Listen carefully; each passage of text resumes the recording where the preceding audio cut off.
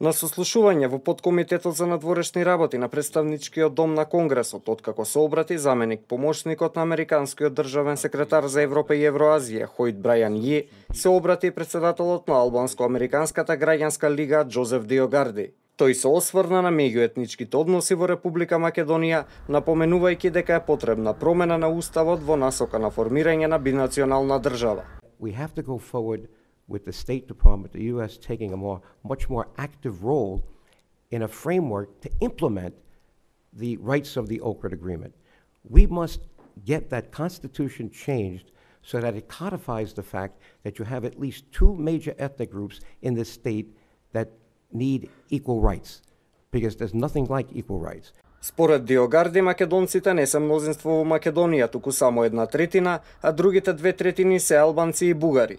Диогарди тврди дека проблемот започнал уште со донесување на уставот во 1991 година, кога единствено македонците биле наведени како конститутивен народ. Инаку во целото свое обраќање Диогарди го нарекува македонскиот народ како Словени и славомакедонци. Somehow, the government of Macedonia slipped in with no opposition as an independent state in 1992 with an old-type constitution under the former Yugoslavia. And when they formed the state, it clearly says, this is a state for Macedonian Slavs. They don't mention Albanians, they don't mention Bulgarians, and by the way, there's no majority in this state. 1/3 Bulgarian, 1/3 Albanian, and 1/3 Macedonian Slav. That's the kind of state it is.